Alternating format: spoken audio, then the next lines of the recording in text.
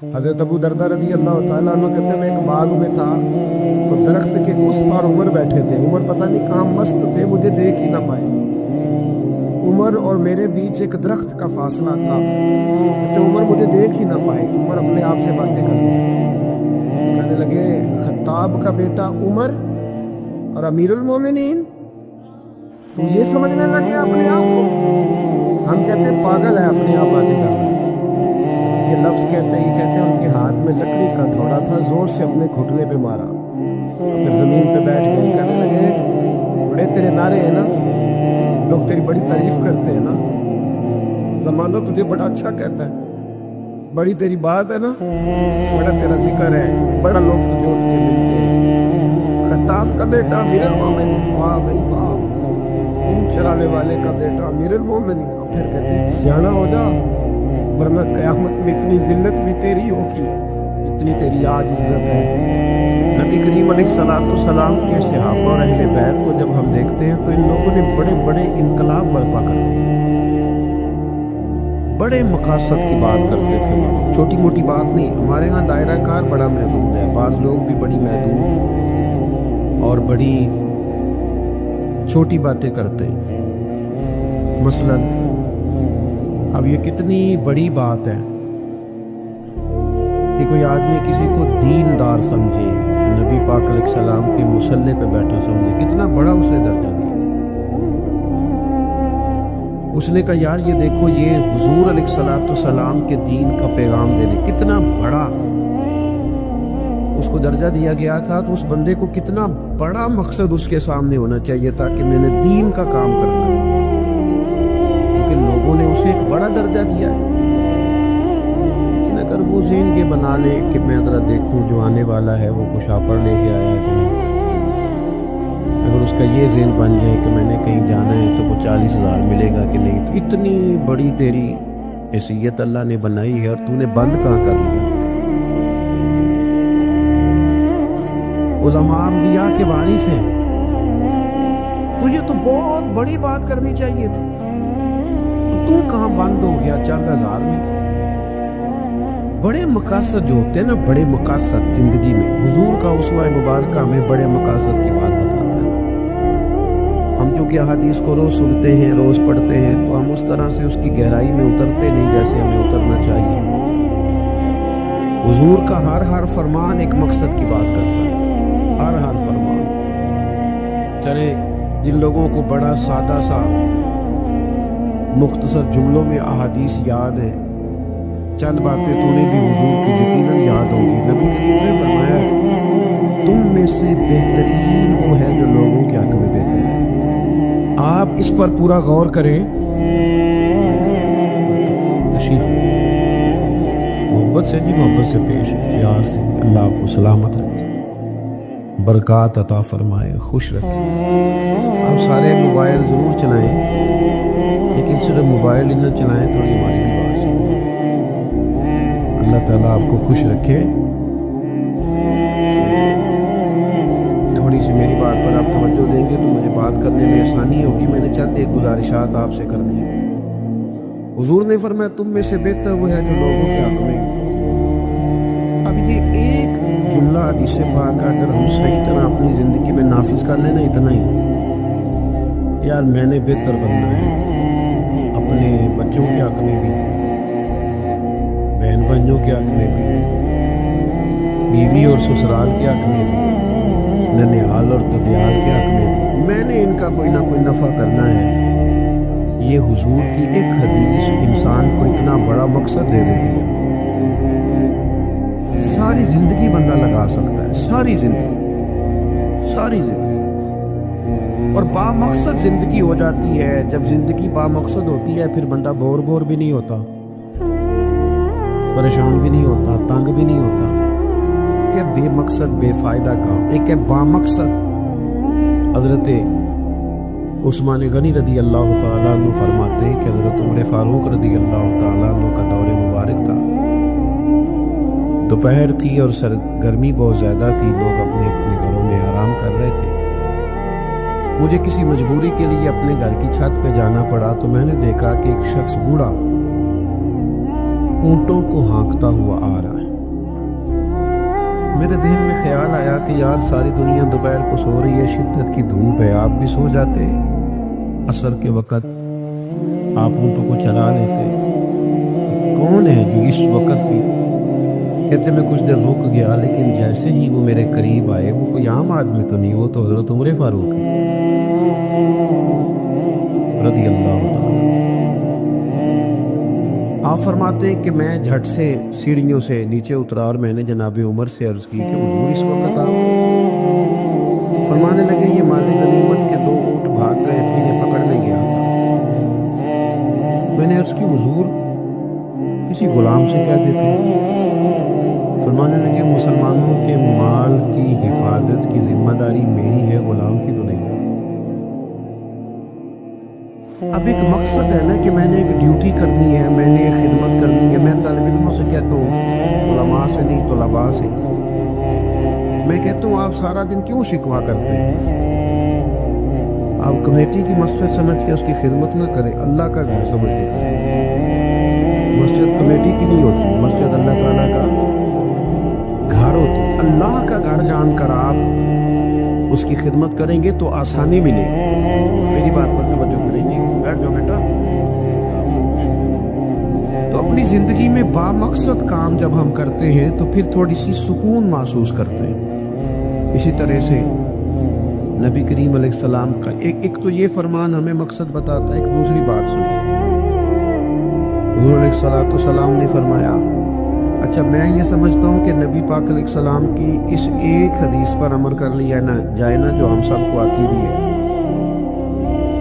تو سارے ملک میں سکون ہو جائے، سارے گھروں میں قرار آ جائے، سارے خاندانوں میں خوبصورتی آ جائے۔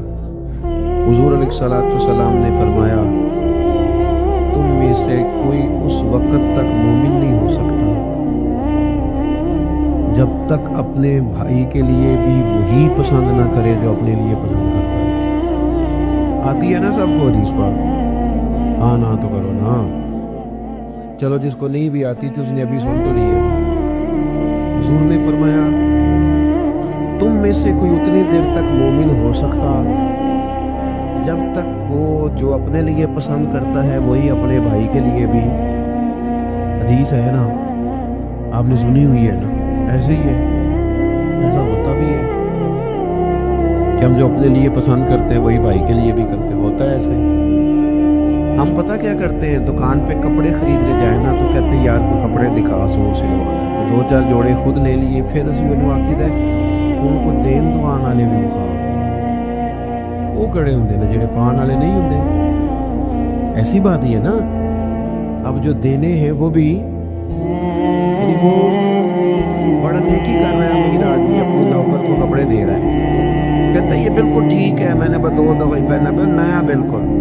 وہ بھائی نواں ہوتا تو نہیں سی دینا، بالکل ٹھیک ہوتا تو دیتا۔ ہم کیا کرتے ہیں، ہم ماحول اس طرح کا ہم نے بنا لیا ہے کہ اپنی ذات، اپنے بچے، اپنا گھر، اپنا ادارہ اس میں بند ہو جاتے ہیں۔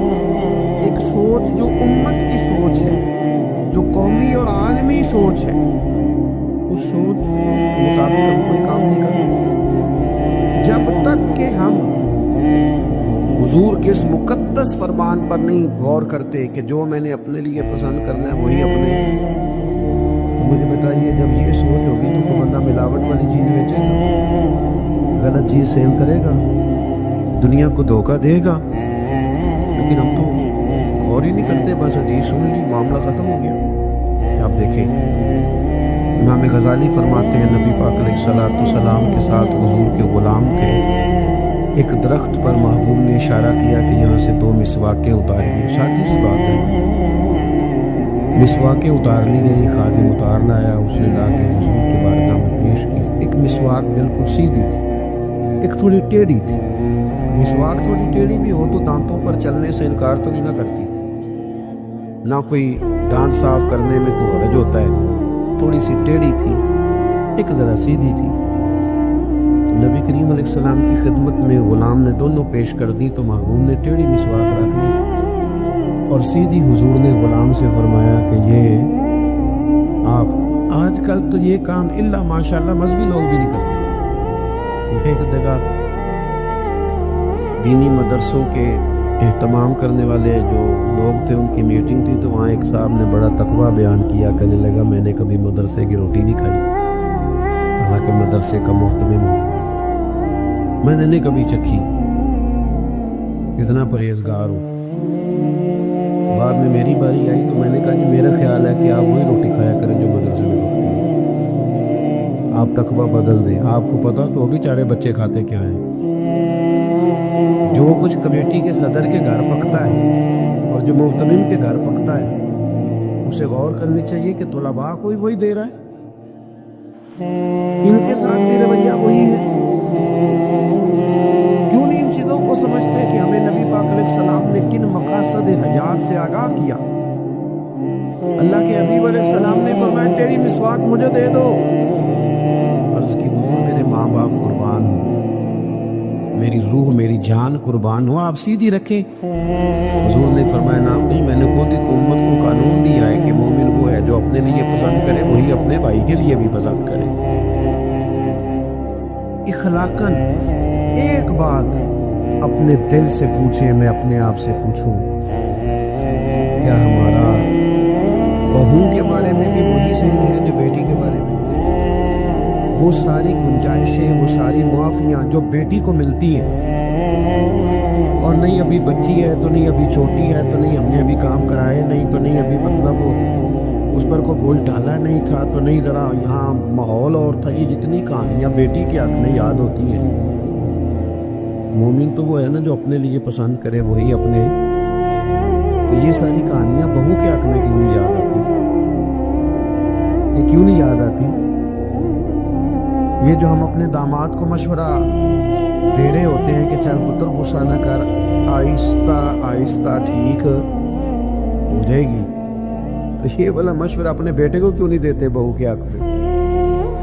خدا کے بندو، جب مومن کے اعلیٰ اخلاق ہوتے ہیں، اس کے مقاصد حیات بڑے ہوتے ہیں، وہ چھوٹی چھوٹی کچی کچی کمزور باتیں نہیں کرتا، خود غرض زندگی نہیں گزارتا، اس کا یہ سٹیٹس ہی نہیں ہوتا کہ بس اپنی ذات سے شروع ہو اور اپنی ذات پر وہ ختم ہو جائے۔ وہ بڑی باتیں کرتا ہے، بڑے خیالات کا مالک ہوتا ہے، بڑے حوصلے ہوتے ہیں اس کا ظرف بڑا ہوتا ہے، اس کی سوچ بڑی ہوتی ہے، اس کا مزاج بڑا ہوتا ہے۔ تو اپنی زندگی کے اندر حضرت بایزید بستامی رحمۃ اللہ علیہ کے ایک یہودی پڑوسی تھا، مخالف بڑا تھا، ساری زندگی اس نے حضرت بایزید کی مخالفت کی۔ کچھ لوگوں کو پتہ ہوتا ہے کہ جس کی میں مخالفت کر رہا ہوں بندہ ٹھیک ہے، پر اندر کی حسد کا کیا کچھ نہیں جا سکتا، ساری زندگی حسد کرتے اس نے بھی کیا اور بڑی غلط باتیں پھیلائیں۔ اس سے کوئی غلطی ہو گئی، اس یہودی سے جو یہودیوں کا عالم تھا، اس سے کوئی غلطی ہو گئی، یہودی اس سے ناراض ہو گئے، حالات اس کے خراب ہو گئے، اتنا غریب ہو گیا کہ وہ چراغ جلانے کو بھی پیسے دے گئے۔ بچہ تو چھوٹا سا، وہ اندھیرے میں ڈرتا تھا، روتا تھا۔ حضرت بایزید بستامی گھر آئے تو اپنی گھر والی سے پوچھنے لگے، کل بھی میں نے نوٹ کیا یہ بچہ روتا ہے، آج بھی نوٹ کیا، تو کہنے لگی وہ جو گھر والوں سے پوچھا جو بھی گھر میں موجود تھا، انہوں نے کہا جناب وہ غربت ہے، آپ کو پتہ ہے اس کے حالات بڑے کمزور ہو گئے ہیں، تو بچہ اندھیرے سے ڈرتا ہے، چراغ جلانے کو تیل کوئی نہیں، پیسے کوئی نہیں، دشمن نے ساری زندگی مخالفت کی۔ حضرت بایزید نے چراغ میں بتی بھی ڈالی، تیل بھی ڈالا، اس کے دروازے پہ دستک دی، وہ یہودی باہر آیا، آ کر کے آپ کی طرف دیکھا تو آپ نے نا اس کے بولنے سے پہلے فرمایا کہ پوری گلی اور چوک دیکھ لے، بندہ کوئی دیکھ نہیں رہا، اور تو مجھے جانتا ہے، میں جھوٹ نہیں بولتا، میں بتاؤں گا بھی کسی کو نہیں، یہ تو چراغ رکھ لے تاکہ تیرا بچہ سو جائے، آرام سے وہ لیٹ جائے، میں کسی کی ذکر نہیں کروں گا، تیرا میرا راز رہے گا، اور میرے رات کو میں آیا ہوں دیکھ بھی کوئی نہیں رہا۔ وہ یہودی کہتا ہے بولنے کی طاقت ہی کوئی نہ رہی، ہم تو دشمن کو بھی پاکیزہ سزا دیتے ہیں، ہم تو دشمن کو بھی پاکیزہ سزا دیتے ہیں۔ وہ تو چلا گیا چراغ لے کے، رات بھر بچہ سویا رہا۔ دوسرا دن پھر ہوا، شام تھوڑی سی گہری ہوئی، لوگ اپنے اپنے گھروں میں سوئے، بچہ ڈرتا تھا اندھیرے سے۔ حضرت بایزید نے پھر چراغ میں تیل ڈالا، بتی ڈالی، دروازے پہ دستک دی۔ جب وہ باہر آیا تو فرمانے لگے تو دیکھ رہا ہے کہ کوئی بندہ موجود نہیں، اور تجھے پتہ ہے میں جھوٹ بھی نہیں بولتا، کسی کو بتاؤں گا نہیں، یا یہ لے جا تیرا بچہ سو جائے۔ اس نے مخالفت کی ہے ساری زندگی، اس کو دے دیا، اس کا بچہ سو گیا۔ تیسرا دن پھر ہوا، وہی وقت، وہی انداز، وہی باتیں۔ دستک دے کے کہا کوئی شخص نہیں دیکھ رہا، چراغ لے لے، بتاؤں گا بھی کسی کو نہیں، اور مجھے پتہ ہے میں جھوٹ نہیں بولتا۔ وہ چراغ آپ بڑھا کے دروازہ بند کرنے لگے تھے کہ وہ یہودی زور زور سے چلایا، کہنے لگا باہر آؤ بھی سارے مسلمانوں، نکلو بھی یہودیوں سارے باہر۔ لوگ سارے باہر گلیوں میں آ گئے، کہنے لگے یہ بایزید بستامی ہے، میں نے ساری زندگی جھوٹے الزامات لگائے، آج جب میری حالت یہ ہے کہ میرے اپنوں سے مجھے کوئی پوچھنے نہیں آتا، اس شخص سے میرے بچے کا رونا نہیں دیکھا گیا، یہ تڑپ گیا ہے کہ کسی کا بچہ کیوں روئے، یہ روز مجھے چراغ جلا کے دے جاتا ہے، گھر میں میرے روشنی ہو جاتی ہے، بچہ میرا سو جاتا ہے، پر میں ساری رات نہیں سوتا۔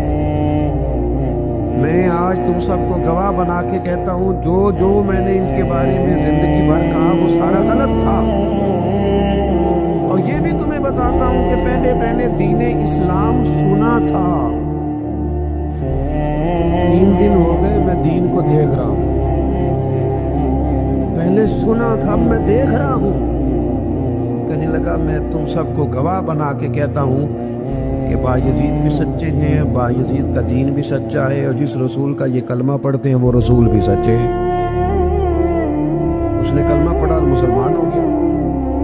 ہمارا یہ حال ہے کہ سگا بھائی کہتا ہے کہ مجھے کارنر والا پلاٹ چاہیے، وہ پھر ساری باتیں یاد آ جاتی ہیں اس کو، کہتا ہے کارنر والا چاہیے جو کہ کام سے پہلا میں لگا سکوں، کمائی تو پہلے میں نے کی تھی، لہذا چھوٹا بھائی جو ہے وہ تو دیر سے آیا تھا تو اس کا تو حق ہی نہیں بنتا، وہ پیچھے جائے، اور کارنر والا پلاٹ یہ زیادہ دیر نہیں لگے گی، 20-25 سال گزریں گے۔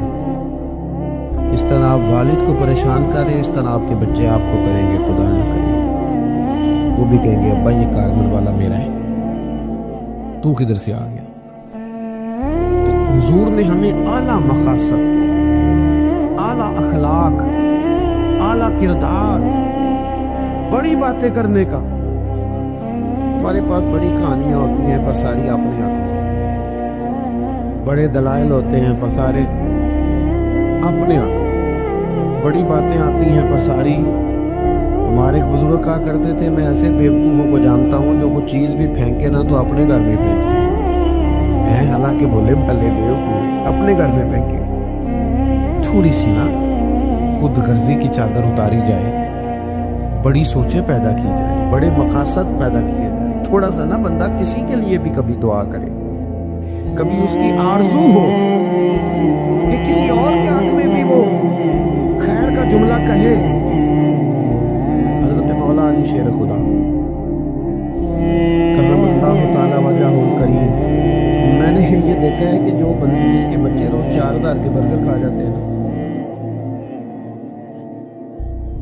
اس کا ملازم اگر کہہ دینا کہ جناب اس دفعہ نا میرے لیے کچھ مشکل آ گئی ہے، 5 لاکھ نماز چاہیے، تو جس کے گھر میں روز بچے کھانا پکنے کے باوجود 4000 کا فاسٹ فوڈ کھاتے ہیں، وہ ملازم سے کہتا ہوتا ہے وہ تو خرچے کیوں نہیں کٹ کرتا، اپنی طاقت کے مطابق خرچ کر، دوسروں کو نصیحت کرنا آسان ہے، لیکن کیا مسئلہ ہے کہ ہم اپنے بچوں کے حق میں جتنی آسانیاں چاہتے ہیں وہ دوسروں کے بچے نہیں، دوسروں کی اولاد نہیں، دوسرے کے گھر میں روشنی ہوگی تو ہم کیا سمجھتے ہیں کہ دنیا سے روشنی کم ہو جائے؟ کبھی بھی نور بانٹنے سے نور کم نہیں ہوتا، ایک شمع سے ہزاروں دیے بھی جل جائیں تو پہلی والی کی روشنی میں کبھی نہیں آتی، اس لیے چھوٹی سوچوں سے باہر نکلا جائے، بڑی مضبوط مستحکم یہ سوچیں زندگی میں پیدا کی جائے۔ اگر ہم محدود زندگی گزاریں گے تو پھر ٹھیک ہے، اپنی ذات سے بات شروع ہوتی ہے، اپنی ذات پہ ختم ہو جاتی ہے۔ اور یہ اس ملک میں یہ باقاعدہ پروموٹ کی گئی ہیں چیزیں، پروموٹ۔ جب تک کوئی میرے ساتھ چل رہا ہے تب تک وہ بالکل ٹھیک ہے، اور جس دن میرے ساتھ نہیں اس دن کوئی نہیں سمجھ آ رہی آپ کو میری بات۔ ہمیں ساری دنیا کو بھی بدنام کرنا پڑے تو ہم نے ہر اس شخص پر الزام لگانا ہے جو میرے خلاف ہے۔ ایسا نہ کریں، آپ ان چیزوں سے تھوڑا باہر نکلیں۔ اور یہ سارے کام کرتے ہیں، کسی ایک کا نہیں مسئلہ، سب سیاسی، سماجی، فلاحی، الا ماشاءاللہ مذہبی۔ جو میرے ساتھ ہے وہ ٹھیک ہے، جو میرے ساتھ نہیں بندہ ہی ٹھیک نہیں، سرے سے بات ہی ختم ہو گئی۔ وہ خدا کے بندوں، یہ دعویٰ صرف نبیوں کو سجتا ہے، صرف رسولوں کو سجتا ہے۔ باقی کوئی شخص یہ دعویٰ کرے تو دعویٰ اس کا 100% غلط۔ تو اپنی زندگی کے اندر ان باتوں پر ضرور غور کریں کہ اعلیٰ حضرت مولا علی شیر خدا کرم اللہ تعالیٰ وجہ الکریم گھر سے نکلے، اپنے غلام سے کہنے لگے آ ذرا خریداری کرنے چلے۔ بازار تشریف لے گئے، وہاں سے نہ 2 سوٹ خریدے، ایک ذرا کم قیمت کا تھا، ایک ذرا زیادہ قیمت کا تھا۔ اب وہ خرید کے دونوں تھیلے میں ڈال لیے۔ آپ کا خادم کہتا ہے میں سمجھ گیا جو مہنگا ہے وہ آقا کا ہے، جو سستا ہے وہ غلام کا ہے۔ کہتے لے کے واپس آئے، وہ چوک آ گیا، وہ جگہ آ گئی جہاں سے حضرت مولا علی نے اپنے کاشانہ نور پہ جانا تھا اور میں نے اپنے گھر جانا تھا۔ کہتے ہیں حضرت مولا کائنات فرمانے لگے ذرا میرے والا جوڑا مجھے دینا۔ کہتے میں نے وہ مہنگا والا نکال کے حضرت علی کو پیش کیا تو فرمانے لگے یہ نہیں میرا تو وہ دوسرا ہے۔ مجھے بتائیں کہ روب کپڑوں کا ہوتا ہے کہ کردار کا؟ بولیے، 10 لاکھ کا جوتا ہو اور 20 لاکھ کا جوڑا ہو اور 1.5 کروڑ کی پجارو ہو اور جناب 20 کروڑ کا گھر ہو، پر پیسے ہوں کرپشن کے، تو لوگ کوٹھی کے دروازے پہ کھڑے ہو کہہ دیتے ہیں غلط مال ہے اس کے پاس، بندہ ٹھیک نہیں۔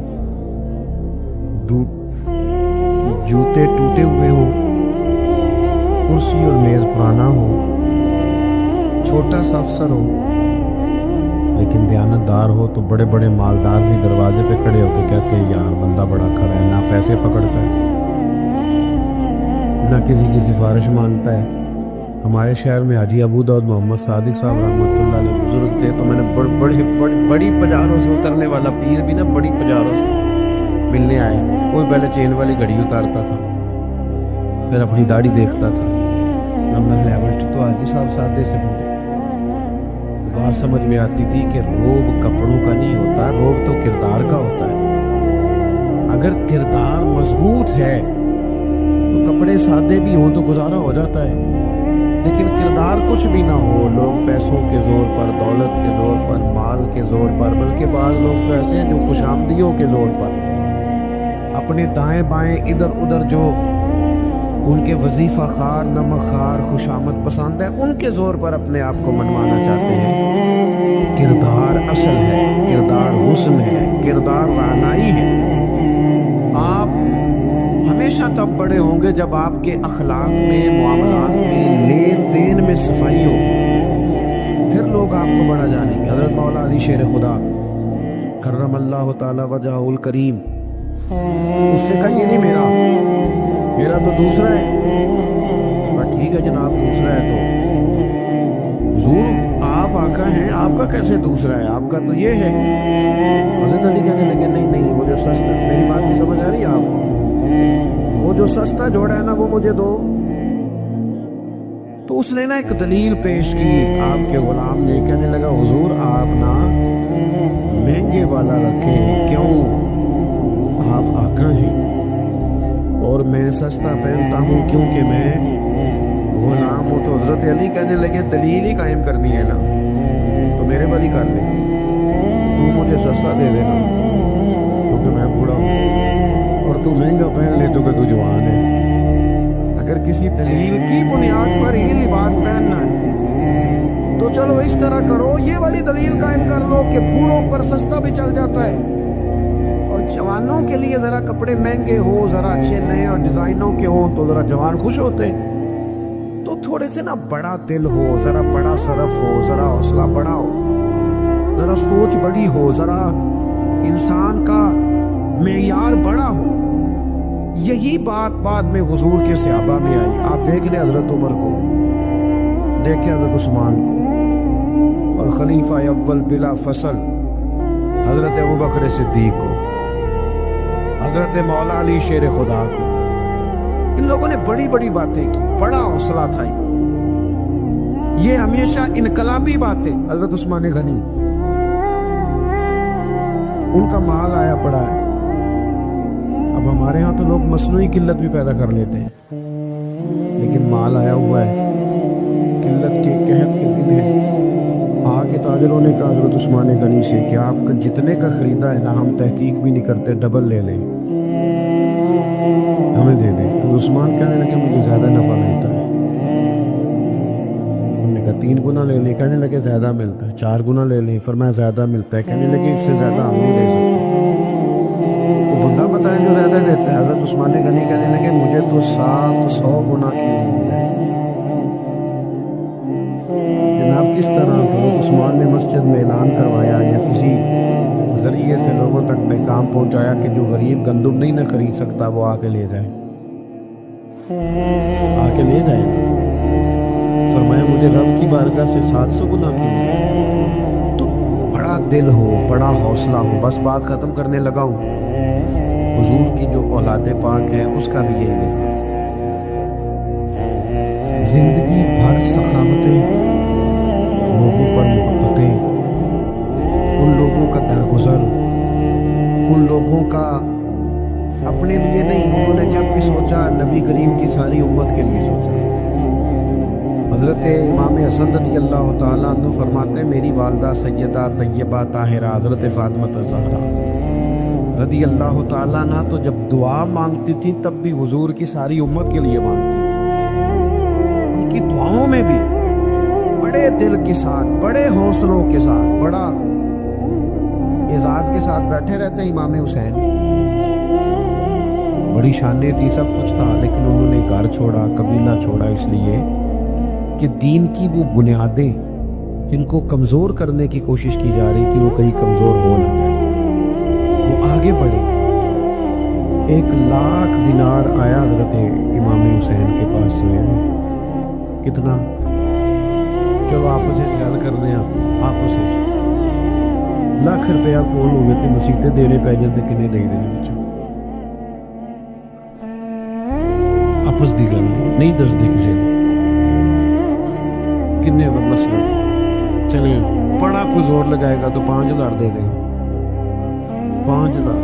और ज़रा कभी किसी जगह पे कमज़ोरी आए ना कोई माली तौर पे, तो सबसे पहले लोग वो पैसे बंद करते हैं जो मस्जिद जाते हैं या किसी गरीब की तरफ जाते हैं, कहते हैं हाथ टांगे। सबसे पहले 1 लाख दिनार इमाम हुसैन के पास आया। जोर के वक़्त पैसे आए, असर से पहले पहले पाक महबूब के पाक नवासे ने सारे बांट दिए, सब बांट दिए सारे। शहजादे अर्ज करने लगे हुजूर आपका कुर्ता पुराना हो गया था, 1-2 दिनार रख लेते तो कुर्ता नया ले लेते। फरमाने लगे अगर तू पहले याद कराता तो मैं सोचता, लेने का रख लेता, पहले याद कराता तो मैं गौर करता। मेरे अजीज थोड़ा सा ना दिल बड़ा करो। हमने अपने बच्चों को सिखाया कि घर दा सोच, कुछ अपने घर दा सोच। उनसे कभी कभी ये भी कहा करो बेटा मिल्लत का सोच, मजहब का सोच, वतन का सोच, कबीले का सोच, बड़ा दिल कर, बड़ी बात कर। हमारे जवान इतने बासलाहियत हैं, अल्लाह के फजल से इतने बासलाहियत हैं कि एक बच्चा पूरे इलाके को संभाल सकता है, लेकिन उनको बड़ा दिल नहीं मिलता, बड़ा हौसला नहीं मिलता, बड़ी थपकी नहीं मिलती, पुश्त पनाही बड़ी नहीं मिलती। वो बेचारे महदूद होकर रह जाते हैं, महदूद होकर तो बस ठीक है घर चल गया, पैसे 4 आ गए, कोटी छोटी बन गई तो छुट्टी। ये काम तो गैर मुस्लिम भी कर लेता है, دنیا میں جتنے بھی لوگ مضبوط ہوتے ہیں، توانا ہوتے ہیں، ذہنی طور پر طاقتور ہوتے ہیں اور دنیا میں بڑے بڑے کام کرتے ہیں، یہ وہ لوگ ہوتے ہیں جن کے عقیدے مضبوط ہوتے ہیں۔ بہت سارے لوگوں کے پاس اسباب بھی ہوتے ہیں، صحت بھی ہوتی ہے، گنجائش بھی ہوتی ہے، لیکن وہ لوگ نظریاتی طور پر کمزور ہوتے ہیں، فیصلے کی قوت ہی نہیں ہوتی۔ یہ کام کر لوں کہ نہ کروں، پتہ نہیں کیا ہوگا، پتہ نہیں کیا بنے گا، بات بات پہ ان کے ہاتھ پیر پھولنے لگتے ہیں، بات بات پہ وہ گھبرانے لگتے ہیں، ذرا ذرا سی بات کا پریشر لیتے ہیں، کنفیوز رہتے ہیں۔ نتیجہ یہ نکلتا ہے کہ وسعت بھی ہے، صحت بھی ہے، تعلیم بھی ہے، ڈگریاں بھی ہیں، کچھ بھی نہیں کر پاتے۔ تو یاد رکھیے، جن لوگوں کا کوئی عقیدہ نہیں ہوتا، کوئی نظریہ نہیں ہوتا، کوئی سوچ نہیں ہوتی، وہ پیچھے رہ جاتے۔ اللہ کے محبوب نے نا ہمیں عقیدہ دیا، حضور نے ہمیں بتایا کہ اللہ وحدہ لا شریک، نبی پاک نے ہمیں بتایا ہے کہ میں اللہ کا آخری رسول ہوں، رسولوں کا امام ہوں۔ نبی پاک علیہ السلام نے ہمیں بتایا ہے کہ گویا تم نے ڈرنا نہیں، موت وقت سے پہلے نہیں آئے، موت کا وقت مقرر ہے۔ یہ عقیدہ دیا ہمیں قرآن و حدیث۔ نبی پاک علیہ السلام نے ہمیں بتایا ہے کہ تمہارا رزق جو تمہارا مقدر ہے وہ تمہیں ملے گا۔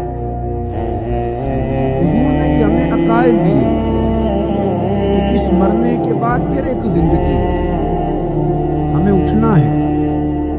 یوم نحشر المتقین الی الرحمن وفدا، کہ متقی اور پرہیزگار لوگوں کی شان یہ ہوگی کہ وہ رب کی بارگاہ میں مہمان بنا کر پیش کیے جائیں۔ تمہیں قبروں سے اٹھنا ہے، نکلنا ہے، اس کے بعد ایک زندگی ہے، کچھ فیصلے وہاں ہونے، حتمی اور حقیقی اور اصلی فیصلے وہاں ہونے۔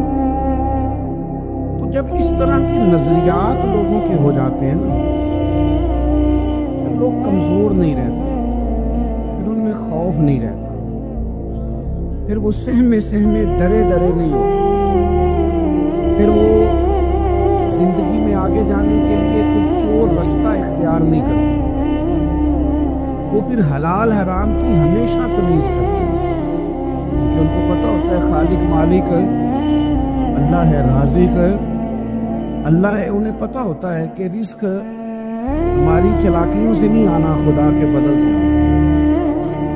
پھر وہ کبھی بھی کوئی غلط راہ اختیار نہیں کرتے۔ نبی پاک نے عقائد دیے، حضور علیہ السلام کی تشریف آوری سے پہلے لوگوں کا عقیدہ کوئی نہیں تھا۔ کوئی ہاتھ سے بنائے ہوئے مٹی کے بتوں کو پوجتا ہے، کوئی معاذ اللہ چاند سورج کی طرف دیکھتا ہے، اوہام پرستی، وہموں کا شکار ہونا۔ اور قرآن مجید ہمیں بتاتا ہے کہ وہ لوگ حج کر کے آتے تو اپنے گھروں کے دروازوں سے نہیں گزرتے تھے، پیچھوں سے چھلانگے لگا کے دیواریں پھلانگ کے آتے کہ ہم نیک ہو گئے ہیں، اور دروازے جو ہیں یہ پاک نہیں۔ وہ قربانیاں کرتے تو ان کا خون بیت اللہ کی دیواروں سے مرتے، معاذ اللہ۔ سارے کپڑے اتار کے کعبۃ اللہ کا طواف کرتے۔ ان کے اندر وہم تھے، وہ ہام پرستی تھی، طرح طرح کی چیزیں ان کے دلوں میں آ گئی تھی۔ نبی پاک تشریف لائے، کریم رسول داعیہ اللہ ہیں، حضور نے ان کے نظریات کو مضبوط کیا، حضور نے انہیں پختگی عطا کر دی، طاقتور کر دیا ان کے ذہن کو۔ یہ حدیث آپ سب نے یاد رکھنی ہے، ذہن میں بٹھا دیا۔ حضرت عبداللہ ابن عباس رضی اللہ تعالیٰ عنہ بیان فرماتے ہیں کہ نبی کریم علیہ السلام نے مجھ سے فرمایا کہ عبداللہ، ساری دنیا مل کے میرا کچھ بگاڑنا چاہے نہیں بگاڑ سکتی جب تک اللہ کی حکمت کا تقاضا نہ۔ بلا وجہ ڈرنا، بلا وجہ سیر میں رہنا، بلا وجہ हालात के सहमे हुए लोगों को बता दो, हालात बदल जाते हैं, एक जैसे नहीं रहते। सारी दुनिया मिलके तेरा कुछ बिगाड़ना चाहे तो बिगाड़ सकती नहीं, जब तक अल्लाह की हिकमत का तकाजा ना हो, मशीयत इलाही ना हो। तो फरमाया सारे दुनियादार मिल के भी तेरा कोई सवारना चाहे, सवार नहीं सकते जब तक अल्लाह की रजा हो। खौफ किस बात का, वहम किस बात का? हमें ना कुछ लोग वहम में डालते और हम बड़ी जल्दी वहम में आ जाते हैं। ये आप चले जाएं किसी बाबा जी के पास जो तवीज़ शवीज़ नहीं देते, 9 बजे से जोर तक मर्दों का टाइम है और असर से मगरब तक बीवियों का टाइम। बाबा जी कोई कब नहीं, सिवाय लोगों को वहम ही करन। ਇਹਨੂੰ ਕਿਸੇ ਨੇ ਕੁਛ ਕੀਤਾ ਹੈ, ਜਿੰਨੇ ਮੁੰਡਿਆਂ ਦਾ ਕੰਮ ਕਰਨ ਨੂੰ ਦਿਲ ਨਹੀਂ ਕਰਦਾ ਉਹਨਾਂ ਸਾਰਿਆਂ ਨੂੰ ਜਾਦੂ ਹੋ ਗਿਆ। आपका काम करने को दिल नहीं कर रहा, मेहनत करने को दिल नहीं कर रहा, आपको नजर लगी। खुदा के बंदो, मोमिन की बड़ी शान है, मोमिन का बड़ा मर्तबा है। मोमिन मजबूत आसाब का मालिक होता है। कमजोर बातें करना, मुझे बिल्ली मेरा रास्ता काट गई थी, आज मुझसे दूध गिर गया था, मुझे पीछे से आवाज ना देना, ये मोमिन का काम है। मुसलमान ऐसी बातें करते हैं। और फिर 2-4 हादसात वाक़यात तो किसी के साथ नहीं होते, लोग उसको बुनियाद बना के लोगों को कमजोर कर देते हैं। वो पता ना आपको ख्वाब आई थी, ख्वाब में तो शैतान बंदे के साथ खेल जाता है, उसमें आप डर गए, आपको तो ताकतवर होना चाहिए था। नजरियाती पुख्तगी, माहौल में ताकत नहीं। आप अंदाजा करें कि नबी पाक अलैहिस्सलाम ने लोगों को इतना पुख्ता कर दिया, इतना पुख्ता कर दिया, हुजूर अलैहिस्सलाम ने उन्हें बता दिया कि मरने के बाद भी तुमने खौफ नहीं करना, वहां भी तुम्हारी कब्र जन्नत का बाग, मोमिन की कब्र जन्नत का, कयामत वाले दिन का भी तुमने खौफ नहीं करना, वहां भी जन्नत में रब ने तुम्हारे लिए वो नेमतें तैयार की हैं, वो नेमतें। हुजूर फरमाते हैं न किसी आंख ने देखी, न किसी कान ने सुनी, न तुम्हारे दिल पर कभी ख्याल ही गुजरा होगा, अल्लाह वो नेमतें तुम्हें अता फरमाएगा। इतने ताकतवर हो गए थे सहाबा, इतने ताकतवर हो गए थे, शहादत की दुआएं मांगते, वो नहीं समझ आई। यानी जिंदगी तो जिंदगी, बंदे को जन्नत इतनी प्यारी हो जाए कि मौत से भी प्यार हो जाए, वो शहादत की मौत मांगने लगे कि या अल्लाह कभी शहादत मिल जाएगा।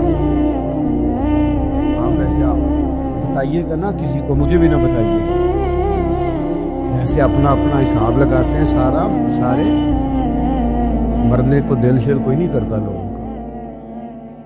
मैंने कहा बताना नहीं किसी को, हंसना भी नहीं आपने, मशहूर ना हो जाना हंस के। दिल नहीं करता मरने को, लोग जीना चाहते हैं। लेकिन ये मेरे नबी के दिए हुए अकीदे हैं ना,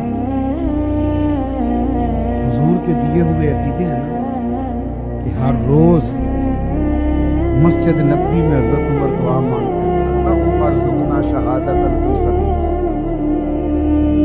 या अल्लाह कभी तेरे रास्ते में शहादत की मौत मिल जाए ना, जान भावे ना जान मेरे महबूबा, मैं लगियां तोड़ नभेसा, राह तेरे विच रुल के मरसा, कदम न पिछा हटे सा, शहर तेरे दे टुकड़े मंगसा, तेरे कुत्तियां दे कदम चुमे सा, आजम जान अमानत तेरी, तू जदों मंग से मैं पेश करे सा, जान अमानत तेरी, तू जदों मंग से मैं पेश, मैं यूं करके पेश करूंगा, हुजूर है ही आपकी, जदों मंग से मैं पेश करे सा। मेरे अजीज, जंगे उहद में ना कुफार ने एक चला, सुने जी सुने, अल्लाह जज़ा, जंगे उहद में ना काफिरों ने एक साजिश की थी मुसलमानों के हौसले पस्त करने के लिए। बाज़ लोग ऐसी खबरें फैलाते हैं मायूसी की, ये हमारे मुल्क में भी लोग काम करते हैं ان کے پاس کبھی آپ بیٹھے تو ایسا لگتا ہے کہ پرسوں تک ہی حالات ہیں، اس کے بعد ختم ہو جائے گا۔ انہیں کوئی چنگی خبر لب دے کدی نہیں، جب بھی آپ کو ملے گی خوفناک خبریں ملیں۔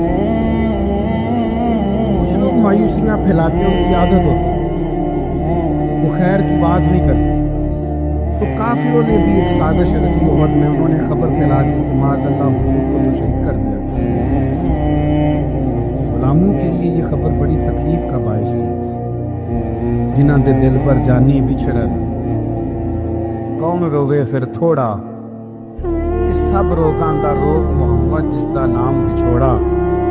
یہ مشکل ہوتا ہے، لوگ پریشان ہو گئے، طبیعتیں بے چین ہو گئی، بعض کے حوصلے پست ہونے لگے، حضور چلے گئے۔ لیکن نبی پاک نے نظریات دیے ہیں نا، عقیدے دیے ہیں نا، ان کی سوچیں دیکھو کیسی ہیں۔ حضرت انس بن نضر رضی اللہ تعالیٰ عنہ، یہ جناب انس بن مالک کے چچا ہیں، حضرت انس بن مالک کے چچا جناب انس بن نضر، یہ نا احد پہاڑ کی طرف سے آ رہے تھے۔ جنت کی باتیں سن سن کے جنت اتنی تازہ ہو گئی ہے ذہن میں کہ حضور کے صحابہ سے پوچھتے کیا ہوا، تو کہنے لگے خبر پھیل رہی ہے کہ حضور شہید ہو گئے، نبی پاک کو شہید کر دیا گیا۔ تو حضرت انس بن نضر کہنے لگے ادھر آؤ نا میرے پیچھے، اگر حضور شہید ہو گئے تو ہم نے جی کے کیا کرنا ہے، مجھے تو احد پہاڑ کے اندر سے جنت کی خوشبو آ رہی ہے، آؤ سارے جانیں پیش کر دیں، ہم بھی قربان ہو جائے، جنت کی خوشبو تو سامنے۔ جب آپ کے عقیدے مضبوط ہوتے ہیں نا، عقیدے مضبوط، ایک لفظ لوگ ہمارے یہاں بولتے ہیں، کہتے ہیں مینوں چاہ بڑا سی، منڈے دی شادی سی تے مینوں، میرے خیال ہے تسی نہیں سنی گل کری، منڈے بھی نہ تھی، مینوں فلانے بچے دی پوتے دی شادی سی تے مینوں چاہ جتنا مرضی بھی ہو، عقیدے ہی ہوتے ہیں، جتنا مرضی چاہ ہو، اگر ایمان مضبوط ہو تو لوگ شریعت نہیں بھول سکتے۔ ہن تسی ہلکے ہلکے ناراض ہوئے ہو، یہ تے دوجے پاسے ٹر پے۔ جتنا مرضی چاہ ہو، جتنی مرضی محبت ہو، عقیدہ ہو نا مضبوط، طاقتور ہو، شریعت نہیں بھولتی بندے۔ میں ویسے محفل میں آنے والے کو بھی دیندار سمجھتا ہوں، مسجد میں آنے والے کو بھی دیندار سمجھتا ہوں، عمرہ کرنے والے کو بھی میں دیندار سمجھتا ہوں، پر میری نظر میں اصل دیندار وہ ہے جس کے گھر میں شادی ہو تو پتہ چلتا ہے کتنا دیندار ہے۔ مینوں پتہ ہے تسی گھورنا، مینوں گل ہی انج دی ہے، شادی والے دن پتہ چلتا ہے کتنا دیندار ہے، بیٹے کی شادی پھر پتہ چلتا ہے شریعت کا کتنا خیال کرتا ہے، اب پتہ چلے گا عقیدہ کتنا مضبوط ہے۔ کچھ ٹائم ایسے ہوتے ہیں کہ جب بندے کو ہوش نہیں رہتی۔ ایک صحابیہ ہیں، سیاستہ میں حدیث موجود ہے، ان کا نام ہے حضرت ام خلاد رضی اللہ تعالیٰ عنہ۔ ان کے بیٹے شہید ہو گئے تھے۔ مجھے بتائیے کہ کسی ماں کا بیٹا ہی چلا جائے تو اس کی کیا کیفیت ہوتی ہے؟ ہوش سلامت رہتا ہے؟ بچے کو تو بخار ہو تو ماں باپ ساری رات سو نہیں پاتے، ساری رات نہیں نیند آتی، حالانکہ بخار ہے، چھوٹا سا معمولی سے اتر جائے، لیکن وہ ہائے ہائے کرے تو نیند نہیں آتی، اور بیٹا چلا ہی جائے، شہید ہی ہو جائے۔ تو جناب ام خلاد رضی اللہ تعالیٰ عنہ کا بیٹا شہید ہو گیا، تو وہ نہ معلومات کرنے آئی کہ واقعی میرا بیٹا شہید ہو گیا، تصدیق کرنے آئی۔ اس وقت وہ تصدیق کرنے آئی ہیں، پتہ کرنے آئی ہیں کہ میرا بیٹا شہید ہو گیا ہے، تو انہوں نے بہترین کر کے اپنا جسم پردے سے چھپایا ہوا ہے، نقاب اوڑھا ہوا ہے، پورے طور پر وہ با پردہ ہیں، آئی ہیں، تھوڑا سا پیچھے کھڑے ہو کے پوچھتی ہیں مجھے پتہ چلا ہے میرا لال شہید ہو گیا ہے۔ انہیں خبر دی گئی کہ ہاں آپ کا بیٹا بھی شہید ہو گیا۔ ان سے ایک شخص نے سوال کیا، کہا اس حال میں بھی آپ کا پردہ قائم ہے؟ ہوش ہی نہیں رہتا نقاب کرنے کا، پردہ کرنے کا، برقع پہننے کا، یعنی بیٹا چلا گیا۔ اللہ کرے آپ کو سمجھ آئے میں کیا کہہ رہا ہوں۔ عقیدے ہو مضبوط، نظریات ہو تازہ، تو انسانوں کا مزاج اس طرح کا بن جاتا ہے۔ ان سے کہا جناب اس حال میں بھی آپ اتنی پڑھتا ہے؟ جناب خلاد اس وقت کہ جب ابھی انہیں خبر ملی ہے کہ آپ کا بیٹا شہید ہو گیا، دکھ تازہ ہے، زخم ہرا بھرا ہے، لیکن اسی وقت بڑے دھیمے لہجے میں پوچھنے والے سے فرمانے لگی، اور میرا بیٹا گیا ہے، میری حیات نہیں نہ گئی۔ ہم نے دین رسول کائنات سے لیا، ہمیں عقیدے نبی پاک نے دیے، بیٹا گیا ہے، میری حیا تو ہے۔ او بھائی کوئی بھی وقت ہو، کیسا بھی وقت، جو نظریاتی لوگ تھے انہوں نے نظریے پر کبھی سودا، ان کا نظریہ طاقتور رہا، ذہن ان کا مضبوط رہا۔